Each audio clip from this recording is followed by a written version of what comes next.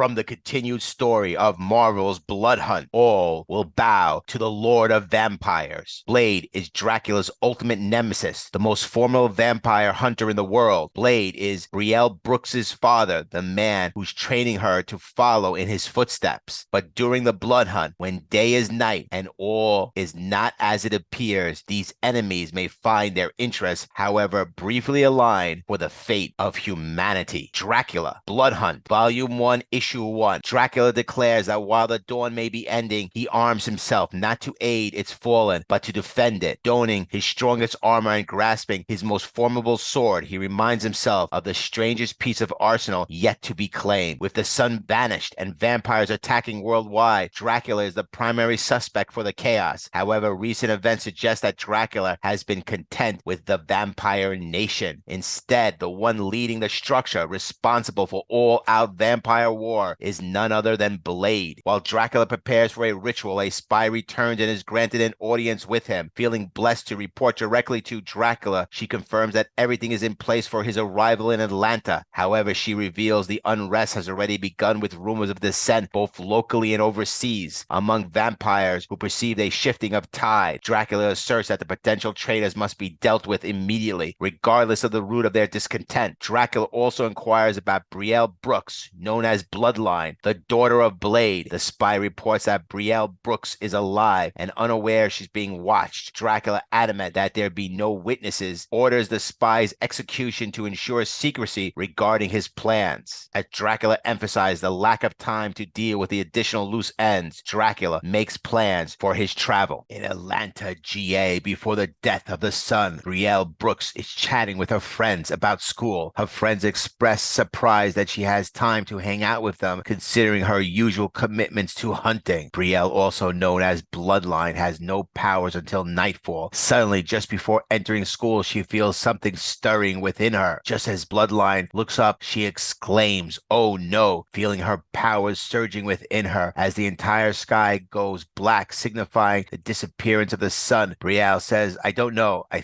don't know. Don't touch me. I feel strange the way I do at night, except it's off. Something is causing this. I've got to find out what's happening." Brielle hasn't felt this way since the first time her powers kicked in. "Something's coming, and I've got to get my hunting gear," she declares. Brielle is determined to get her friends home safely as the darkness descends across the earth. It appears that Bloodline's powers are growing stronger as she accidentally rips the door off while attempting to open it. Brielle remarks, "I think someone else is going to have to drive tomorrow." Dracula remarks that in the modern world, cemeteries and mausoleums are rarely truly silent. Even in places where bodies have decomposed and rats have long since starved, the modern world's noise persists. Traffic, power lines, and the constant presence of people using technology to mourn. Cameras point at resting places while distant relatives pray at headstones. With nightfall and the vampires find themselves having breakfast instead of dinner for the first time. Dracula remarks on the unusual silence, knowing that no matter how dark the shadows, he continues his search for a girl. As two vampires challenge him, he observes their useful arrogance, forever inconvenient yet easily reined in. Dracula swiftly dispatches one of the vampires by chopping off their head, then turns to the second vampire, stating, "You still stand because I have use for you. I assume you have friends." As Bloodline reflects on her experience, she realizes that the surge of adrenaline she feels is akin to the burst of excitement she experiences during intense moments in the first time she got her powers, but amplified to an unprecedented degree. She wonders if this is how her dad feels when fighting vampires, and if this is also the sensation experienced by vampires themselves. Despite her newfound powers, she reminds herself not to become overconfident, acknowledging she can save people while enduring a beating. Bloodline engages in combat and swiftly dispatching vampires with her skills. She recalls her father's teaching on how to fall gracefully, a crucial skill in their line of work, urging the two remaining humans to flee. Bloodline finishes off the final vampire. With a stake through the heart of one vampire, Bloodline demands answers, asking who sent you. Despite the impending threat of 10 to 20 vampires heading her way, she remains undaunted, declaring confidently, "I've got this. This is what my dad trained me for." Despite her resolve, she can't shake the thought of who, besides her father, knows her true identity. The first vampire lunges forward, but Bloodline swiftly dispatches him with a stake through the heart. Despite her relative inexperience in vampire hunting, she realizes she's not entirely new to the game. As another vampire attacks, it becomes clear they are all targeting her. One vampire manages to sink their teeth into her arm, but he notices something peculiar about her blood. Despite the bite, she continues to fend off the attacker, swiftly dealing with another vampire before deciding to make a run for it. Despite the odds, she feels confident that she can handle these vampires on her own. As Bloodline considers her situation, she realizes the darkened sky provides her with another advantage. Despite the vampire bites causing her arm to pulse with pain, she can feel it healing even as she runs. Determined, she continues until she senses her strength returning. All she needs is a brief moment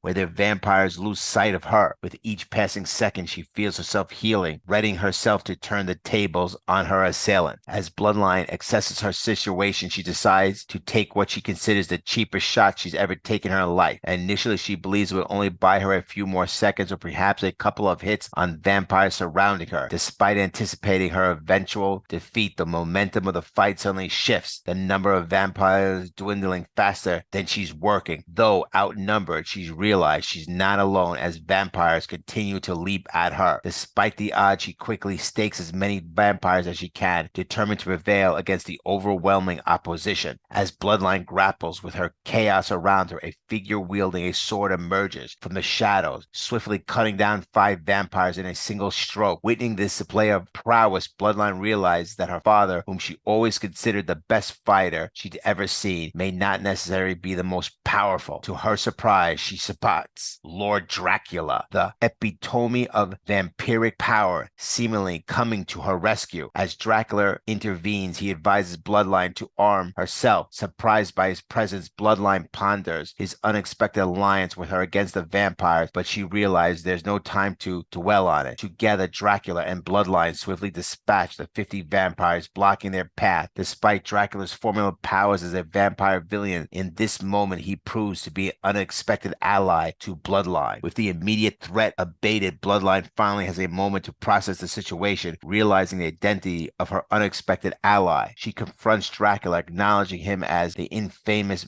vampire. However, Dracula remains unimpressed by Bloodline's fighting prowess. Undeterred, Bloodline challenges him, daring him to come closer and witness her skills firsthand. Dracula corrects her, stating that the battle they've currently engaged in is not the one he intended to fight. It becomes clear that Dracula seeks an alliance with Bloodline rather than a confrontation. As Bloodline leaps into the air with her sword poised for attack, she lacks the fighting finesse and experience of Blade. Dracula effortlessly sidesteps her attack, his movements too swift for her to anticipate. Unaware of his evasion, Bloodline swings her sword only to find an empty air where Dracula once stood. Suddenly, she delivers a roundhouse kick, connecting from behind, but it seems to have little effect on Dracula. Dracula's words cut through the tension as he identifies Bloodlines as Brielle Brooks, the daughter of his oldest enemy and the supposed end of his bloodline. Despite her father's efforts to protect her, the circumstance that granted her nocturnal abilities also made finding her not a challenging task. Dracula acknowledged that the whole bloodline may seek vengeance. The impending end of the world offers little comfort. The weight of his words hangs heavily in the air as the gravity of the situation sinks in. The end of the world. Bloodline grapples with the incongruity of Dracula's presence in Atlanta, a place seemingly unfitting for the Lord of vampires. However, Dracula suggests that if she accompanies him, they might have a chance to save it, and perhaps even more. Puzzled, Bloodline questions Dracula's intentions, asking if he wants her to join him in saving the world. Dracula implies his affirmative, indicating that he has his own means of transportation for their journey. As Bloodline considers the potential consequences of joining Dracula on his quest, she warns of the repercussions from her father Blade if this turns out to be a trick. Acknowledging her her mother's role at the hospital, where many are injured. Bloodline leaves a message for her explaining the urgency of the situation. She reassures her mother that the world needs her just as the patients need her mother's care, emphasizing that she wouldn't leave without permission unless absolutely necessary. Bloodline seeks her mother's understanding, asking if they can agree that sometimes drastic actions are needed to save the world. As the sun death looms over Manhattan for just over an hour, chaos erupts in New York City as vampires swarm the streets, leaping from buildings to kill and infect more victims. Amidst the chaos, Lord Dracula and Bloodline find themselves in the heart of New York, facing the onslaught of vampire infestation. However, they are not alone in the battle against the undead horde. Another superhero prowls the streets of Manhattan today, none other than Daredevil, the guardian devil of Hell's Kitchen. Next issue in the continued story of Marvel's Blood Hunt, Dracula, Blood Hunt, Volume 1, Issue 2.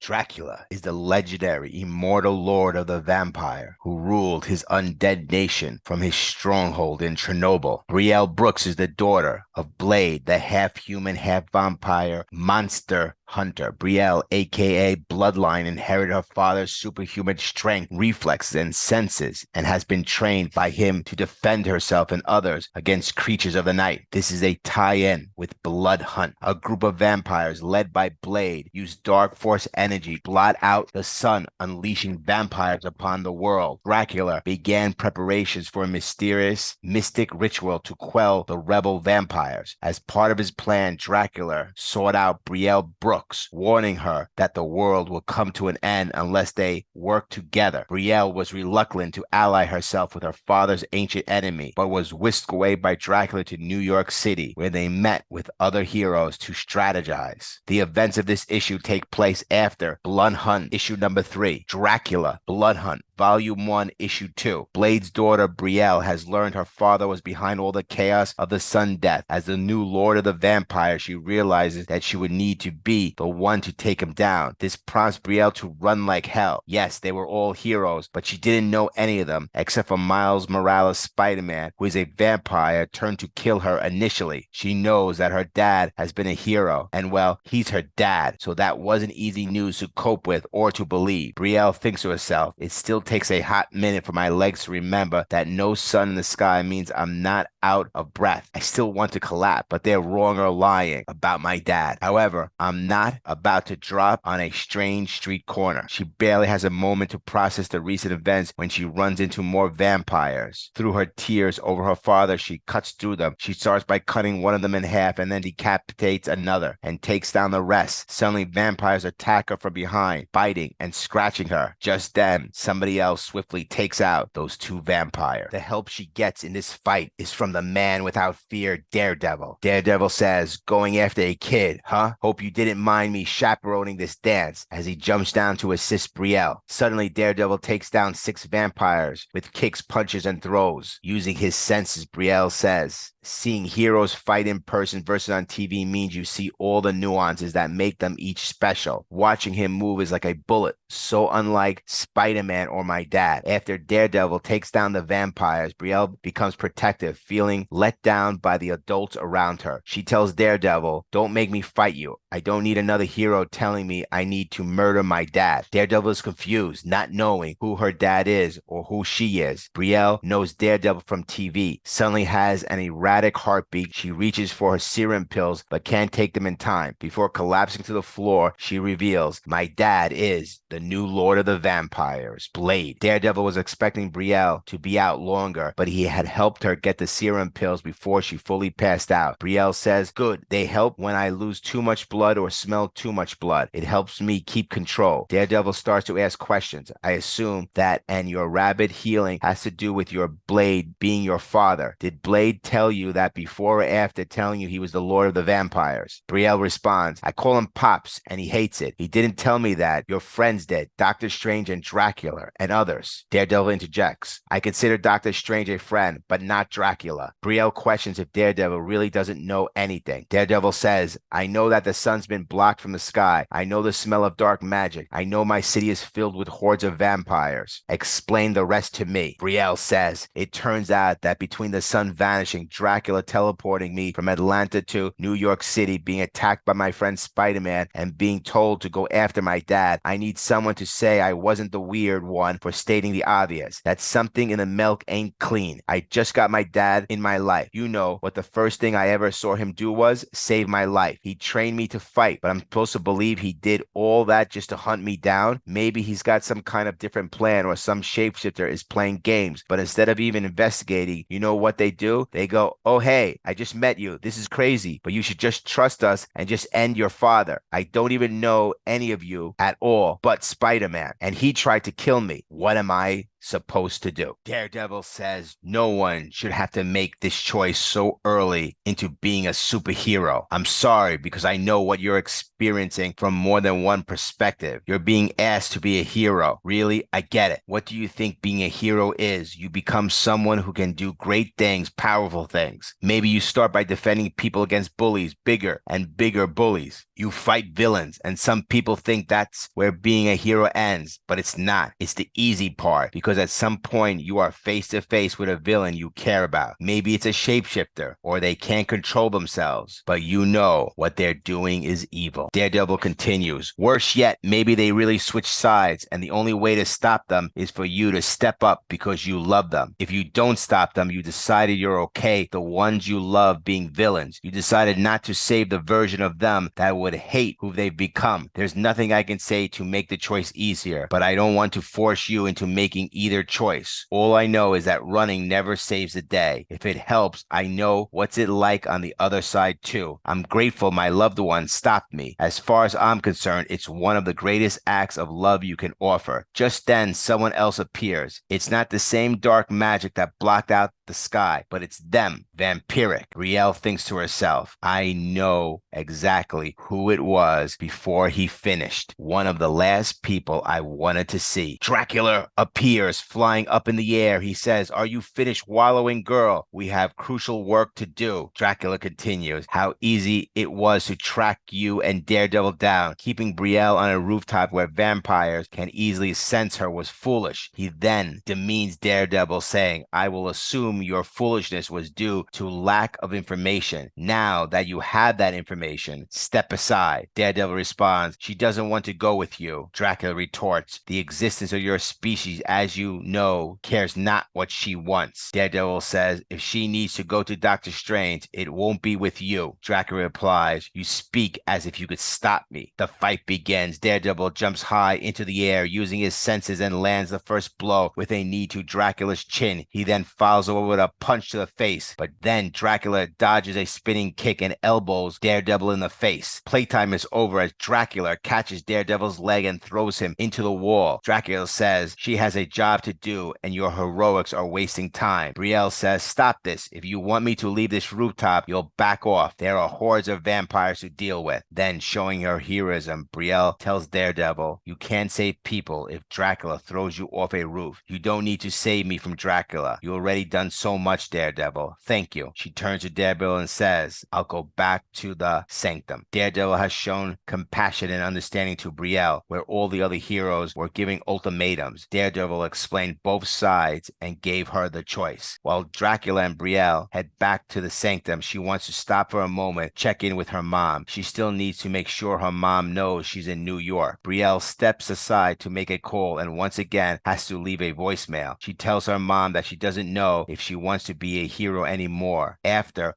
what she had to do today. However, her call is abruptly cut short. The vampires are coming. Dracula says, prepare yourself, girl. They've come. As Dracula is fighting vampires, a voice from the shadow says, you should have listened to your false lords. Dracula's warning. You should have hurried other places. I have to think you wanted me to find you. Who is this voice? Who is speaking to Brielle? This person hits her from behind and drives her to the floor. This person is none other than Blade, her father, and he is in full vampiric demon mode. Blade stands over her in rage. Next, Dracula, Blood Hunt, Volume 1, Issue 3. My family, my responsibility. So let's go save my dad from himself. Quote, Bloodline. What cannot be done is what must be done. The vampire scourge continues to ravage Earth as the blood hunt rages on, and Dracula must move to assert his place in the hierarchy of the night. That is, if he can convince Brielle Brooks, aka Bloodline, to bend to his will. Unfortunately, she's a teenage girl, and convincing her of anything will take every resource the immortal Lord of Vampires has at his disposal. Dracula, Blood Hunt, Volume 1, Issue 3. A group of vampires led by Blade use dark force energy to blot out the sun, unleashing violence and chaos upon the world. Dracula sought out Brielle Brooks, warning her that she would come to an end unless they worked together to kill her father. Brielle was reluctant to ally herself with her father's ancient enemy, but was whisked away by Dracula to New York City. After a heart-to-heart with the superhero Daredevil, Brielle reluctantly agreed to follow Dracula, but they were interrupted by an attack from a monstrous transformed Blade, now revealed to have been possessed by Varnae, the first vampire. Editor's note: the events of this issue take place before Blood Hunt, Volume 1, Issue 5. When we last left this series, Brielle Brooks, Blade's daughter, had met and fought alongside Daredevil, who offered her advice about her difficult situation, having to confront her father. Brielle tried reaching out to her mother in Dracula Blood Hunt Issue 1, but once again had to leave a voicemail. During this message, she unexpectedly encountered the one person she was dreading, her father Blade, now fully possessed by Varnae. This sight shocked Brielle, also known as Blood Hunt, into dropping her phone as she fell into a trance, ending the issue with her father towering over her unconscious body. As Brielle lies unconscious on the ground, her possessed father Blade stands over her. Dracula, however, quickly senses Varnae's presence and calls him out, reminding Varnae that in his current form he can't harm her. Varnae replies that harming Brielle is not his goal. Instead, he plans to turn her against Dracula so they can rule together. Varnae declares, "You misunderstand, Dracula. I intend to show her the futility of your schemes so that we may rule the eternal night as father and daughter." Dracula defiantly responds, "It's not her fate to serve you as your herald. We shall not kneel at your feet." Meanwhile, as Brielle's unconscious inner self awakens, her spiritual self reflects. Whatever this is, it's the opposite of waking up. The world around me wraps like a rippling pool, and the only steady things are my limbs. The air smells like Atlanta, my Atlanta. As the rippling spreads, I can't make out my school. I don't walk toward it, but I envision myself inside. Reality, obliques, the towers, and the battlements of the school speak to me, telling me, this is mine, mine, mine. The school back home doesn't have towers or battlements. If this place is mine, why do I feel so small here? The whispers grow louder like a bass line, no more like school bell. Nothing should make sense here, and yet I know exactly which classroom to go to. The school whispers, that's because this place is mine. It's in the moment that I start to believe it, shocked at who I see standing behind the door. Brielle sees Blade, and a wave of emotions begin to wash over her. But when she ran to hug him, he vanished and reappeared behind her. She quickly realized he wasn't really her father. Reaching for her sword, she discovered that she had no weapons in this place. Blade then told her that she didn't need weapons here, only violence that ran through her blood, the violence he had passed on to her. The mention of this began to change Brielle as she felt her mind cloud with red, the bloodlust becoming impossible to resist, and that was left was her thirst for blood and her father's approval. The shadows of the classroom began to shift and take the form of her friends from back home. Her father told her that this was her inheritance, that she was meant to be a predator and the world her prey. Now fully consumed by hunger and no longer in control, Brielle no longer saw them as friends but as food. We then pick up with Dracula as he wipes out the vampire horde. While Brielle's body remains immobile on the ground, the horde is no match for Dracula, who taunts Varnae for his pathetic attack that accomplished nothing but insult Dracula. However, as the body parts of the horde begin to come together, they form one large blood monster which Dracula recognizes as potential worthy adversary. Dracula says, perhaps the results of your blood magic will provide a more worthy adversary, as a huge transformed vampire stands before him. We pick up with Brielle in the spirit realm. She lashes out at her friends. Her body reacts before her mind can even pump the brakes. Meanwhile, Blade reveals that he overheard the phone call with her mother from the previous issue right before she dropped her phone. He heard her tell her mother that she's no hero, and Blade agrees, saying heroics aren't in her bloodline. As Brielle finally manages to resist the urge to feed on her friends, Blade tells her that her attempts to deny her true power will only continue to fail and torment her. However, he offers her a chance to save her friends and transform them into something greater, where those she cares about can survive and thrive if she stands by his side in their kingdom. Dracula is still battling the blood monsters, 3 of them in fact. He acknowledges that they seem to move as one, with the magic holding them together, making the fight feel like slicing through a river of blood. However, just as the creature has transformed into beast, Dracula's anger has transformed him as well. No longer insulted by the lack of worthy adversaries, he is now enraged by the continuous assault on his domain. The battle intensifies as Varnae's beast moves toward him. Dracula prepares to attack, but the beast tries to strike him with his long extended arms. The larger blood beast then slams its hand down, but Dracula evades attack. Seeing Brielle on the floor, he picks up her blade. Having fought hordes of enemies before, Dracula begins by slicing through both of the protectors of Varnae's blood monsters, serving their heads. He then turns the attack to the larger blood monster, cutting its body parts with precision as if he were a butcher. Out of nowhere, a lone vampire appears and Dracula uses his own blade to pierce the vampire through the head. With Bloodline's blade, he cuts off the vampire's head. Dracula thinks to himself, "My sword slices through his magic as it would any flesh. I know the fool pretended to be my throne. As I watch his attention, he is divided across a city, but I am not so weak. As long as I protect the girl, I shall have what I want. The only true bridle to my will is whether the girl is as stubborn as her father." Just then the phone rings. Brielle Brooks, aka Bloodline, is given a choice by Blade, who is controlled by Varnae. Side with the enemy, Dracula, and watch all she knows and loves dies, or stop playing the hero and save her friends by joining his side. Brielle knows what he wants, but if she chooses to join him, she wouldn't be saving her friends. She recalls Daredevil's words, realizing that if she does this, her friends will hate her too much to ever be with her again. She can't just stand by and watch as her friends become evil because she was too scared to fight. So she rejects his offer, telling him that she loves him too much to simply stand beside him. Blade says, "You think you're bold. Caring speeches mean anything, you stupid mortal child. My power is the power of eternal. You could have been greater than your pathetic heroes, but instead you chose to cling to a dying light." Blade becomes angry at her rejection and transforms into a monstrous form Varnae, causing Brielle to be briefly panicked, feeling like she's in over her head. Even her friends now turn against her. However, she hears the familiar sound of her phone buzzing through the school bell. As the world around her begins to crumble, she starts to run, but not away. She's running towards it. The buzzing stops and her mother's voice follows, telling her that she doesn't need Brielle to be an avenger or like her father. What she needs is for Brielle to wake up. Whether she stays in New York to fight or runs all the way back home doesn't matter, as long as she wakes up and makes her choice. Her mom trusts whatever decision Brielle makes, and she loves her. She's proud of her. As the world falls away and her mom asks only to hear the sound of Brielle's voice, Brielle finally awakens, refusing to join Varnae. She destroys the fake world he built for her. Her mother's voice showed her the path out. Her mother's words cuts through Dracula's demands and Varnae lies spoken through her father's mouth. Brielle had worried so much about what she couldn't do that she had forgotten what she could do. Now she's awake and she's ready to have a real conversation with her mom. Brielle's mom is Saffron Calder. Saffron was the girlfriend of a vampire hunter, Blade, and a regular customer at London nightclub where Blade would often perform as a trumpeter. One night, Saffron was enjoying his playing when she was harassed by a pimp named Ponce.